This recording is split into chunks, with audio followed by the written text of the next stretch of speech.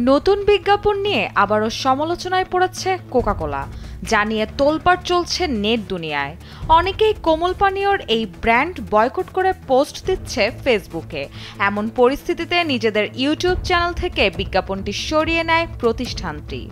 একদিন পরেই আবারও বিজ্ঞাপনটি প্রকাশ্যে আনে কোকা-কোলা। তবে এবার সেখানে কেউ চাইলেই মতামত দিতে পারবে না, কারণ কমেন্ট বক্স একেবারে বন্ধ করে রাখা হয়েছে। বিজ্ঞাপনের ভিডিওতে মন্তব্য না করতে পারলেও ফেসবুক সহ বিভিন্ন সামাজিক যোগাযোগ মাধ্যমে সমালোচনা থেমে নেই। বয়কটের ডাক সহ নানা ধরনের সমালোচনা করছেন নেটিজেনরা। শুধু কোকা-কোলা নিয়ে সমালোচনা হচ্ছে এমন না, বিজ্ঞাপনটিতে অভিনয় করে সমালোচিত হচ্ছেন শরাফ আহমেদ জীবন, শিমুল শর্মা সহ অনেকে। স্যান্ডেলিনা সো, রূপচর্চায় আভিজাত্য।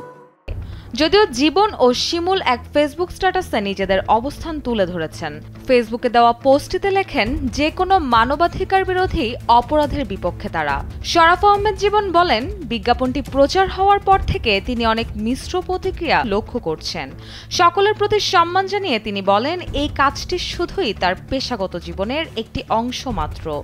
ব্যক্তিগত জীবনে তিনি সবসময় মানবাধিকার বিরোধী যে কোনো আগ্রাসনের বিপক্ষে দাঁড়িয়েছেন এবং জনগণের অনুভূতি ও মতামতের প্রতি শ্রদ্ধাশীল থেকেছেন। তিনি আরো বলেন, এখানে তিনি কোথাও ইসরায়েলের পক্ষ নেননি এবং তিনি কখনোই ইসরায়েলের পক্ষে নন। সোমবার ইউটিউবে বিজ্ঞাপনটি প্রচারে আনে কোকা-কোলা। এরপর থেকেই নেটিজেনদের সমালোচনার মুখে পড়ে।